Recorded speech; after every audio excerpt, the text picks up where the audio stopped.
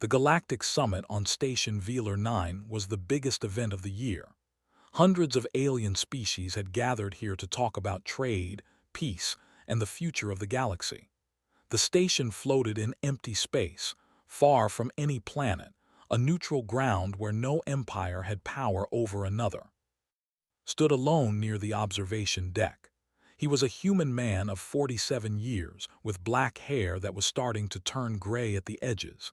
He wore a simple dark suit, nothing fancy. In his hand, he held a glass of whiskey from Earth. He was watching the stars through the massive window, thinking about home. Around him, the party was loud and colorful. Aliens of every shape and size filled the great hall. Some had scales that glowed in the dark. Others floated in special water tanks because they could not breathe air. There were beings with 4 arms, beings with no eyes, and beings made of living crystal. Compared to all of them, looked very plain, very boring, very human. That was exactly how he wanted it. Princess of the Empire was the opposite of plain. She was tall and beautiful in the way her species defined beauty. Her skin was silver like polished metal. Her eyes were large and purple, with no visible pupils. Behind her back, 2 crystal wings caught the light and scattered rainbows across the floor. She was young by standards, only 200 years old, which was like being a teenager for her kind. She walked through the crowd like she owned the station. In a way, she almost did. The Empire controlled 17 star systems. They had ruled the galaxy for 10,000 years.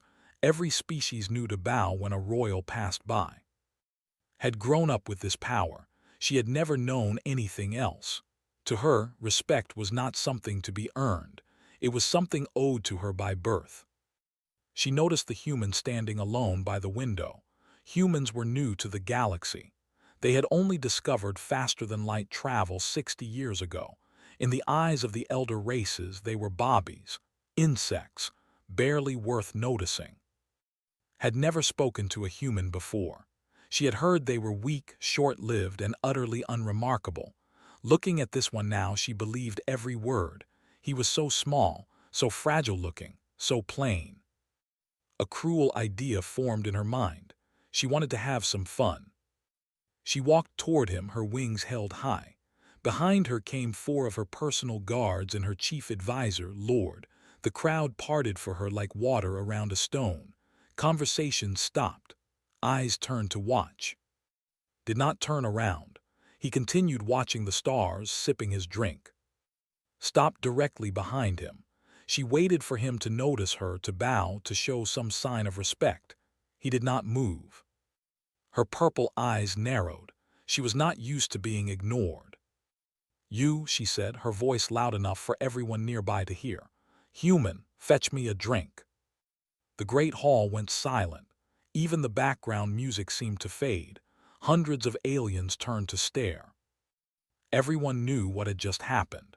To speak to a diplomat like a servant was a terrible insult.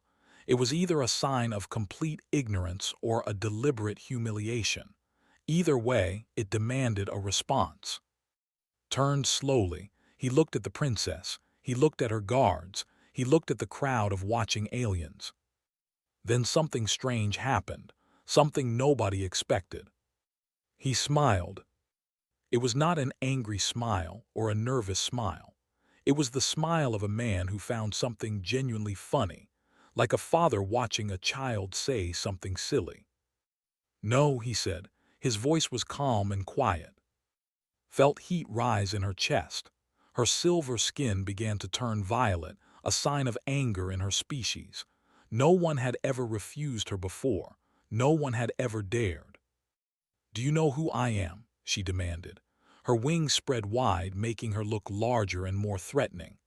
"I am Princess, 3rd daughter of Emperor, heir to the Empire. My father commands fleets that could turn your pathetic little planet into dust." Did not flinch. He did not step back. He took another small sip of his whiskey, as casual as if they were discussing the weather. "I know exactly who you are, Princess," he said, "and I know exactly what your empire is capable of." He paused. That small smile returned to his face. I also know what we are capable of." The words hung in the air like smoke. Around the hall, several alien diplomats shifted nervously. The ambassador made a clicking sound with her mandibles. The representative retreated deeper into his water tank. Did not understand. Why was everyone reacting like that? What did this human mean? Before she could respond, set his glass down on a nearby table. The soft clink of glass on metal was the only sound in the silent hall. "When you are ready to speak to me as an equal," he said, "you may find me in the human delegation quarters." He straightened his jacket with a small, precise movement. "Until then, Your Highness, I wish you a pleasant evening." And then he walked away. He did not run. He did not storm off in anger. He simply walked, calm and unhurried, as if Princess of the Empire was nothing more than a small delay in his schedule. The crowd parted for him, just as they had parted for her. Stood frozen. Her wings trembled with rage. Her guards looked at her, waiting for an order. Lord was staring at the floor, his face carefully blank. She wanted to scream. She wanted to order her guards to drag the human back and make him kneel. She wanted to show everyone that she was powerful and he was nothing. But somehow she could not move. Somehow she could not speak. The human reached the far door, opened it, and stepped through without looking back. And the whispers began. They were quiet at first, just murmurs between diplomats, but they grew louder. Could not understand the words, but she understood the tone. They were not whispering about how the human had been rude. They were whispering about how the princess had been foolish. For the first time in her 200 years of life, Princess felt something she had never felt before. She felt small. Princess could not sleep that night. She lay in her royal chambers on the station, staring at the ceiling, replaying the scene in her mind over and over again. The human's face, his calm voice, that small, patient smile. No one had ever walked away from her. In 200 years, not a single being in the galaxy had turned their back on her like that. They were the most powerful species in known space. They had ships that could crack planets in half. They had psychic abilities that could read minds and control thoughts. They were beautiful, ancient, and feared by everyone. And yet that plain little human had looked at her like she was nothing more than a noisy child. It made no sense. Humans were weak. Humans were new. Humans were supposed to be afraid. So why had he not been afraid? When morning came, called Lord to her chambers. He was an old, over 3,000 years old, with skin that had faded from silver to pale white. He had served her family for generations. He knew everything about every species in the galaxy. "Tell me about the humans," commanded. "Everything." Hesitated. That hesitation told her more than any words could. In 3,000 years, she had never seen hesitate about anything. "Your Highness," he said carefully, "may I ask why you wish to know?" "Because that human last night did not fear me. I want to know why." Was quiet for a long moment. Then he pulled out a small device and projected a holographic display into the air between them. "Humans," he began, "discovered faster-than-light travel 62 standard years ago. Before that, they were confined to their home system, a single yellow star with 8 planets. They call it Sol." "I know all this," interrupted. "Tell me something useful." Touch the display. A new image appeared. It showed a planet, blue and green, covered in clouds. "This is Earth, the human. It is a death world." Frowned. "A death world? I do not understand." "A death world is a planet where almost everything is trying to kill you. Extreme temperatures, violent weather, predators in every environment, diseases that evolve faster than medicine can cure them, earthquakes, floods, fires." Paused. "Most species would not survive on Earth for a single day. Humans evolved there. They did not just survive. They conquered every corner of their planet." The display changed again. Now it showed images of humans in various environments. Humans in frozen wastelands. Humans in burning deserts. Humans underwater. humans on top of mountains so high there was barely any air to breathe. They adapt, continued, faster than any species we have ever encountered. When the environment tries to kill them, they change themselves to survive. When they cannot change themselves, they change the environment. Watched the images with growing unease. She had always thought of humans as soft and weak. These images showed something different. That is interesting, she said slowly, but it does not explain why one human diplomat was not afraid of me. Touched the display again. A new image appeared. This one showed a human man in military armor standing in front of a burning city. It was younger, harder. His face had no smile in this picture. His eyes were cold and empty. The human you spoke to last night is named. He is currently a diplomatic envoy for the United Earth Coalition, but before he became a diplomat, he was a soldier. Many beings are soldiers, said. That does not impress me. He was not just any soldier, enlarged the image. He was a void walker. The name meant nothing too, but she saw something change in his face, something that looked almost like fear. 23 years ago, explained, a species called the attacked human space. They were powerful, violent, and confident. They destroyed 3 human colonies, killed millions of humans. They expected humanity to surrender or die. What happened? Humanity did neither. Pulled up more images, ships, soldiers, maps covered in tactical markers. They tracked the back to there, and then they did something that no species has ever done before. The display showed a planet surrounded by defensive stations, weapons platforms, and orbital fortresses. That was the most defended planet in their empire. Breaking through with a fleet would have cost millions of lives, so the humans did not use a fleet. Then what did they use? Small teams, fewer than 500 humans total. They called the mission Operation Silent Step. His voice dropped lower. They flew past the defenses in ships too small to detect.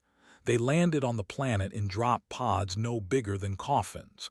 They infiltrated every major military installation, every command center, every government building. Felt a chill run down her spine. Her wings pressed tight against her back. In 72 hours, continued, those 500 humans captured the entire ruling council, alive, without firing a single shot from orbit, without destroying a single city. The display changed one final time. It showed a group of leaders, bound and kneeling, surrounded by human soldiers in black armor, and standing in front of them, holding a document of surrender, was. He led the team that captured the High Arbiter personally, said. The Arbiter was the most dangerous being in society, a warrior who had killed thousands, walked into his personal fortress with 3 other humans and brought him out in chains. Stared at the image, at the man she had ordered to fetch her a drink. The Empire surrendered unconditionally, finished. They are now a human protectorate. They have not raised a weapon against anyone in 20 years. Silence filled the chamber, could hear her own heartbeat pounding in her ears. He has killed more beings than I have ever met, she whispered. Yes, Your Highness. And last night, I insulted him in front of the entire summit. Yes, Your Highness.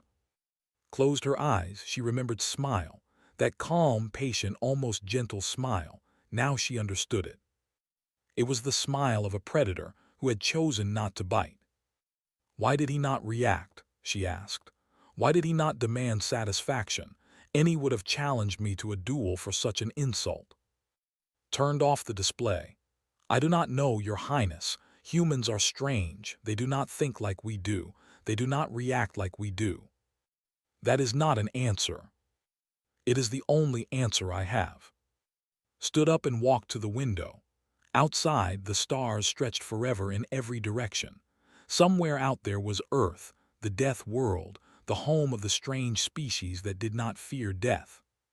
She had made a terrible mistake last night. She had treated a dangerous predator like a pet, and he had simply walked away. But why? That question burned in her mind, brighter than any star. She had to know the answer. She had to understand. And there was only one way to find out. She would have to ask him herself. For 3 days, Princess watched from a distance.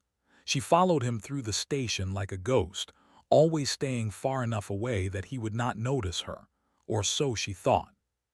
She watched him in meetings. She watched him in the dining halls. She watched him walking through corridors, talking to diplomats, laughing at jokes she could not hear. What she saw confused her more with each passing day. The human was everywhere. He seemed to know everyone, and everyone seemed to like him. On the first day, she saw him sitting with the ambassador. They were in species, all clicking mandibles and hard shells. They did not like outsiders. They especially did not like warm-blooded species. But there was, sitting at their table, sharing a meal of live insects without any sign of disgust on his face. The ambassador was making sounds that recognized as laughter. On the second day, she saw him with the representative. They lived in water. They communicated through a complex system of bubbles and color changes.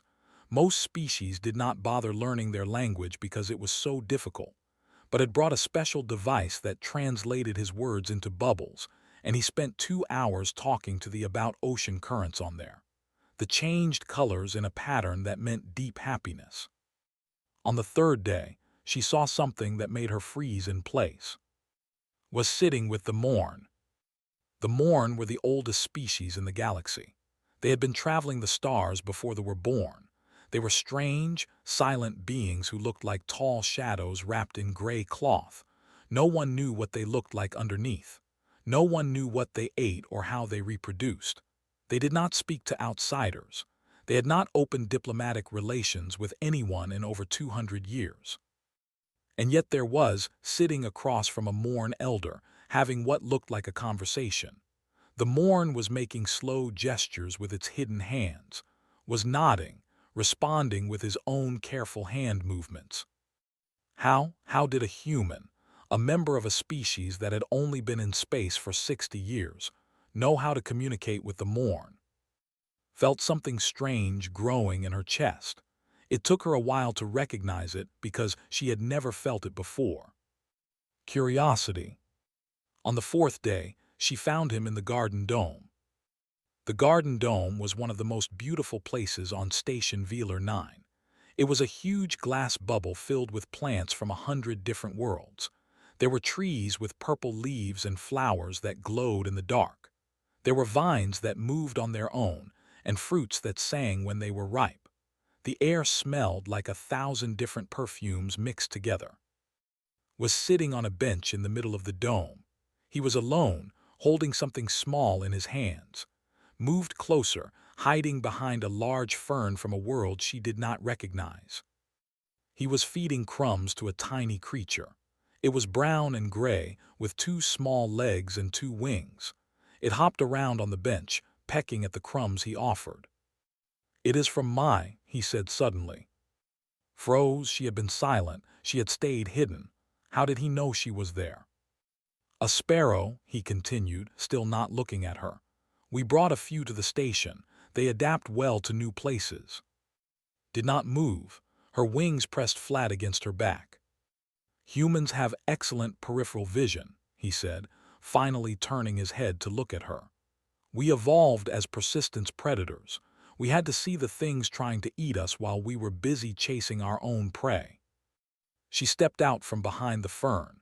There was no point in hiding anymore. He had known she was there the whole time. Maybe he had known she was following him for 3 days. "Persistence predators," she repeated. "We chase things until they die of exhaustion." He smiled that small, patient smile. "We are not the fastest species, not the strongest, but we do not stop, ever." He patted the bench beside him, an invitation. Hesitated. Every instinct told her to leave. A princess did not sit on benches with humans.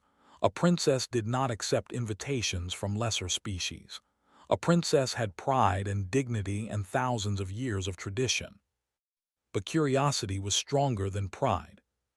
She sat down on the far end of the bench, as far from him as possible while still accepting the invitation. The sparrow looked at her with tiny black eyes. It did not seem afraid.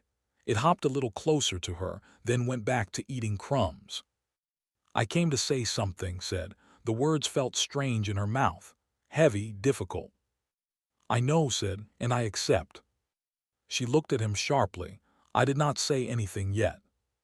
"You did not have to." He scattered more crumbs for the sparrow. "You are here, that is enough." Silence stretched between them. It was not an uncomfortable silence. It was the silence of two people who did not need to fill the air with empty words. "Why did you not react?" finally asked. "At the party, when I insulted you, any other species would have demanded satisfaction, would have started an incident that would have tried to kill me on the spot." Considered the question. He was quiet for a long moment, watching the sparrow hop across the bench. "Because anger is a tool," he said finally. "Not a master. I choose when to use it. It does not choose for me." "That is not a real answer." "Then here is a real answer." He turned to face her fully. His dark eyes were calm and deep. "I have been called worse things by better people. I have been shot at, stabbed, and left for dead on 3 different planets. I have lost friends in ways I cannot describe. After all of that, do you really think some words at a party would hurt me?" Did not know what to say. She had never thought about it that way. "I walked away because you were not worth my anger," he continued. "You were a young person saying foolish things. Getting angry at you would have been like getting angry at the weather. Pointless. So you think I am a child. I think you have never been challenged, never been tested, never met anyone who did not bow to your name." He shrugged. "That is not your fault. It is simply your life, but it means you have never learned certain things." "What things?" He smiled again. This time it seemed almost kind. "That the most powerful response to disrespect is sometimes no response at all. That walking away can be stronger than fighting. That real power is not about making others kneel." He looked back at the sparrow. "Real power is about being able to walk away." Felt something shift inside her, like a door opening in a room she did not know existed. "Will you teach me?" she asked. The words came out before she could stop them. They surprised her. They seemed to surprise too. He looked at her with raised eyebrows. "Teach you what?" "How to be like you, how to have that kind of power." He laughed. It was a warm sound, not mocking. "Princess, I am just a man who has been alive long enough to learn a few things. I am not special." "You are," she insisted. "Everyone at this summit respects you. Even the morn spoke to you. No one speaks to the morn." Was quiet for a moment, then he nodded slowly. "I cannot make you like me," he said, "but I can share what I have learned if you are willing to listen." "I am willing." "Then we begin tomorrow." He stood up, brushing crumbs from his pants. The sparrow flew away, disappearing into the trees of the garden dome. "Meet me here at sunrise and leave your guards behind." "Why?" He smiled one last time. "Because what I am going to teach you has nothing to do with being a princess, and everything to do with being a person." He walked away, leaving alone on the bench. For the first time in her life, she was looking forward to tomorrow. The weeks that followed changed Princess in ways she could never have imagined. Every morning she met in the garden dome. Every morning she left her guards behind, removed her royal jewelry, and sat on that simple bench like an ordinary person. And every morning she learned something new. At first the other delegates whispered about them. The young princess and the middle-aged human diplomat walking through corridors together, sharing meals, talking for hours. It was strange. It was unusual. Some said it was scandalous. But the whispers faded quickly. There were more important things to gossip about than an unlikely friendship. Taught her many things. Some were small and practical. How to listen more than she spoke. How to ask questions that made others feel important. how to remember small details about people and use those details to build connections. But some lessons were bigger, much bigger. "Your species terrifies us," admitted one evening. They were sitting in the observation deck, watching a distant nebula glow purple and gold. "The other elder races, I mean. We talk about it sometimes when humans are not around." Raised an eyebrow. "Terrifies you. We are nothing compared to you have fleets that could destroy us in days." "That is not the kind of power that scares us." "Then what is?" Struggled to find the right words. "You are so young. Your species has only been in space for 60 years, but in that time you have done things that took us thousands of years. You have made alliances with species we could never reach. You have technology that we do not understand. You learn so fast. You adapt so fast." She turned to look at him. "In another 100 years, what will you be? In 1,000? Will you leave us behind like we are the insects?" Was quiet for a long moment. When he spoke, his voice was soft. "We learn fast because we have no choice." "What do you mean?" "How long do you live?" "We can live for 5,000 years, said. Sometimes longer."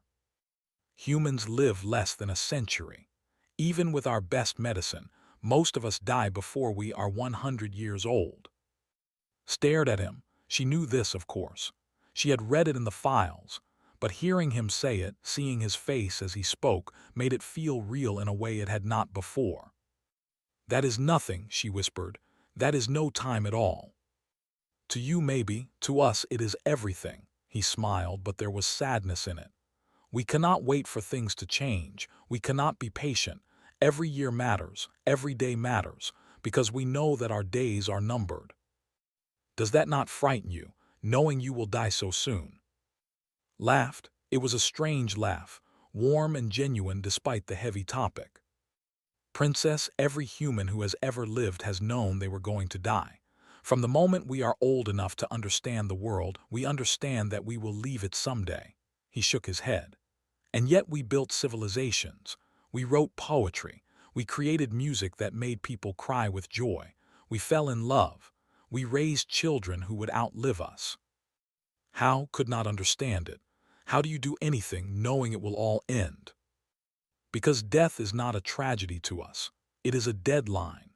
He turned to face her fully. "It makes everything else matter more. Every sunrise is precious because we know we only have so many. Every friendship is valuable because we know it will not last forever. Every moment is a gift because we know the gift will be taken away." Wings trembled. She had lived for 200 years and had never thought about death. She had thousands of years ahead of her. Time was endless. Time meant nothing. But humans lived in a world where time was the most valuable thing of all. "Is that why you did not get angry at me?" she asked. "At the party, because you did not want to waste your limited time being angry." Smiled, partly. "Also because I have learned that holding onto anger is like holding onto hot coals. You are the one who gets burned." That sounds like something a philosopher would say. It is. A human philosopher named Buddha said it about 2,000 years ago. He paused. "Well, actually, scholars are not sure if he really said it, but it is a good saying anyway." Laughed. She had not laughed much before meeting this human. Royalty did not laugh. It was undignified, but had taught her that dignity was not about never laughing. It was about knowing when to laugh and when to be serious. "Tell me more about human philosophers," she said. And he did. He told her about people named Plato and Confucius, and he told her about ideas that had shaped human civilization, about the struggle between selfishness and sacrifice, between freedom and order, between the individual and society. The more she learned, the more she realized how wrong she had been about humans. They were not insects. They were not inferior. They were something completely different from any species she had ever known. They were beings who danced on the edge of death and refused to be afraid. "How do you wake up every day?" she asked one morning. "How do you get out of bed knowing that each day could be your last?" picked up his coffee cup. Human coffee was one of the things he had introduced her to. She did not like the taste, but she understood why he treasured it. "We drink good coffee," he said, taking a sip. "We watch sunsets. We tell the people we love that we love them." He set the cup down. "And when someone insults us at a party, we do not waste our limited time being angry about it." "You have said that before." "Because it is important." He leaned forward. "Princess, you have thousands of years ahead of you. You have time to waste. But what are you doing with all that time? When was the last time you watched a sunset and really appreciated it? When was the last time you told someone you cared about them?" Opened her mouth to answer, then closed it again. She could not remember. "The live for 5,000 years," said gently. "But from what I have seen, you do not really live at all. You exist. You continue. You pass time without ever feeling it." "That is not true," protested. But even as she said it, she knew he was right. Her 200 years had passed like water through open fingers. She had done things, yes. She had attended ceremonies and learned royal duties and traveled to different star systems. But had she really experienced any of it? Had she really felt anything? "Humans have a saying," continued. "It goes, it is not the years in your life that count. It is the life in your years." Let those words sink in. They were simple words, but they carried weight. Heavy, important weight. "I have wasted so much time," she said quietly. "You have time to waste. That is the privilege of being," stood up and stretched.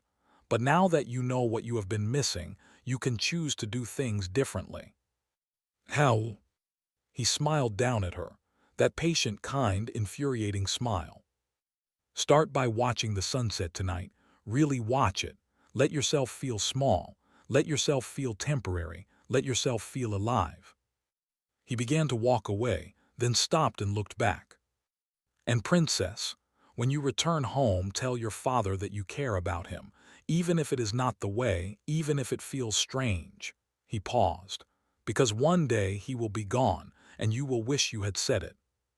He left her alone in the garden dome. That evening, watched the sunset through the observation deck window. She watched the light from a distant star paint the nebula in colors she had seen 1,000 times before. But this time she really saw it. This time she felt it. And for the first time in 200 years, Princess cried. 6 months after the summit ended, Princess returned to the royal palace was exactly as she remembered it. Towers of crystal that reached into the purple sky.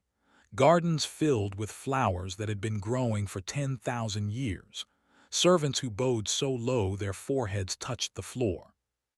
But was not the same person who had left. Her father, Emperor, noticed the change immediately.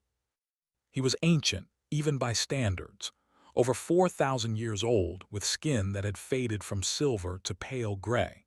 His eyes had seen the rise and fall of 100 civilizations. He had ruled the empire for 2,000 years, and he would rule it for 2,000 more. He stood in the great throne room, surrounded by advisors and nobles, watching his daughter approach. She walked differently now, not the arrogant strut of a princess who expected the universe to bow before her. Something calmer, something quieter, something that reminded him of warriors who had seen battle and learned what truly mattered. "What happened to you?" he demanded when she reached the throne. "You have changed." "I met a human," said simply. The court erupted in murmurs. Humans, the primitive species that had stumbled into space barely 60 years ago. What could a human possibly teach a princess? But raised her hand, and the court fell silent. That gesture was new too. Before, she would have screamed for attention. Before, she would have demanded silence with threats and anger. Now she simply raised her hand, calm and patient, and waited. The court obeyed. "Father," she said, her voice carrying to every corner of the massive room, "I must speak with you, in private." The emperor studied her for a long moment, then he nodded. The court emptied. Advisors, nobles, servants, guards, All of them left until only the emperor and his daughter remained in the vast throne room. "Speak," Emperor commanded. Climbed the steps to stand before her father. She had never done this before. She had always spoken from far below, looking up at him like a subject looking at a god. But she was not a subject today. She was a daughter. "Father, we have ruled the galaxy through fear and power for 10,000 years. Every species bows to us. Every planet trembles when our fleets appear in their sky. We are the most powerful civilization in known space." "This is true," the Emperor agreed. "What of it?" "There is a species out there that does not fear us, and it is not because they are foolish or ignorant." "The humans." The Emperor's voice was flat. "I have read the reports. They are dangerous, yes, but they are still young, still weak." "They are neither," met her father's eyes. 200 years of her life, and she had never looked directly at him like this. "They have faced worse than us and survived. They have faced themselves and survived. Their own planet tried to kill them and they conquered it. Their own nature tried to destroy them and they mastered it." "Pretty words, but words do not defeat fleets." "No, they do not," took a deep breath.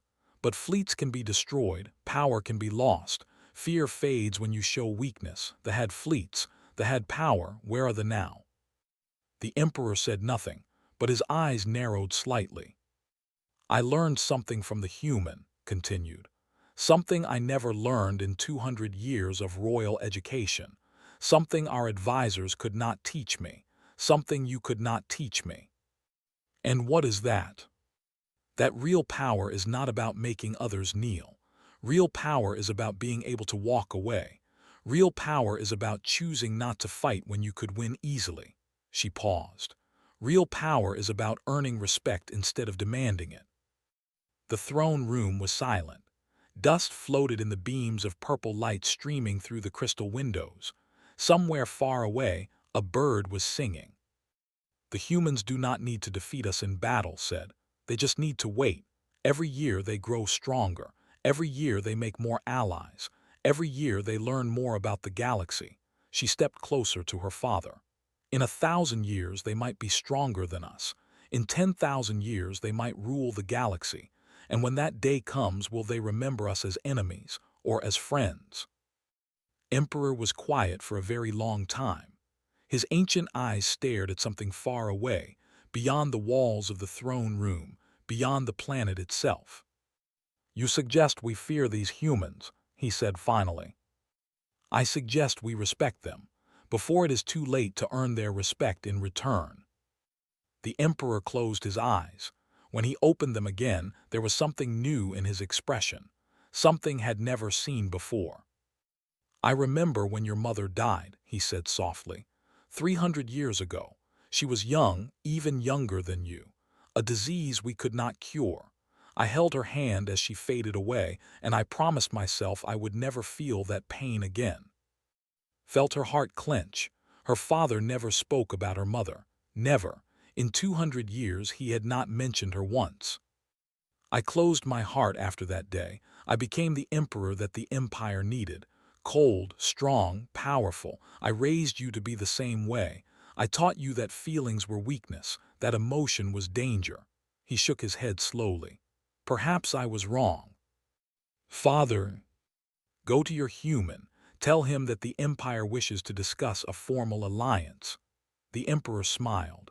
It was a small smile, rusty from 3 centuries of neglect. "And tell him that emperor sends his respect, from one old soldier to another." Felt tears forming in her eyes. Did not cry. It was not dignified. It was not proper. But she thought of what had taught her, about deadlines, about precious moments, about telling the people you care about that you care about them. She stepped forward and hugged her father. The emperor went stiff with shock. No one had hugged him in 300 years. Physical affection was not the way. It was inappropriate. It was scandalous. But slowly, very slowly, his arms came up and wrapped around his daughter. "I love you, father," whispered. The emperor said nothing, but he held her, and that was enough. 5 years later, Empress signed the first formal alliance between the Empire and the United Earth Coalition. The ceremony was held on Station Velar 9, in the same great hall where a young princess had once insulted a human diplomat. The hall was full of representatives from both civilizations. Cameras broadcast the moment to 100 worlds. After the documents were signed and the speeches were finished, an old human man approached the throne. His hair was completely gray now. His movements were slower than they had been 5 years ago, but his eyes still held that same quiet amusement, that same patient wisdom. "Your Majesty," said, bowing formally, "the United Earth Coalition is honored by this alliance." Empress smiled. It was a warm smile, genuine and free of the arrogance that had once defined her. "Ambassador, I trust you found the refreshments to your liking. I made sure we had your favorite, what did you call it, coffee." He laughed, that warm, wonderful laugh she had come to know so well. "Much better than the last party," he said. The court watched in confusion as their ancient, powerful empress shared a joke with the human diplomat. They did not understand why she was smiling like that. They did not understand the history between them. They did not understand the lesson that had changed her life. And perhaps they never would. Some connections did not need to be understood by others. They only needed to be real. Stayed on Station Velar 9 for another week after the signing ceremony. He and walked through the garden dome, just as they had years ago. They talked about old times and new challenges. They laughed about mistakes and learned from each other. On his last day, walked him to his ship. "Will I see you again?" she asked. Smiled, but there was sadness in it now. A sadness that came from knowing something she did not want to accept. "I am 63 years old, Your Majesty. Humans do not live much longer than that, even with the best medicine." Felt her heart crack. She had known this, of course. She had always known it, but hearing him say it made it real. "Then we must make the most of the time we have left," she said. He nodded. "That is the most human thing you have ever said." He boarded his ship and flew away. Watched until the ship was nothing but a small dot of light among the stars. Then she turned and walked back into the station. She had empires to run, alliances to maintain, a galaxy to help shape. But every evening, no matter how busy she was, Empress watched the sunset. And every time she did, she thought of a human who had taught her how to really live. She thought of his patience and his kindness, his quiet strength and his gentle wisdom. She thought of his smile and his laugh and his love of coffee. She thought of all the things he had given her in the short time they had known each other. And she promised herself that she would spend her remaining 4,000 years making sure his lessons were never forgotten. Because that was what humans did. They left marks on the universe that outlasted their short lives. And now, thanks to one remarkable man, they would learn to do the same. The galaxy was vast, the stars were eternal, but the connections between beings, the moments of understanding and growth and love, those were the things that truly mattered. That was the lesson. That was the gift. That was the human way.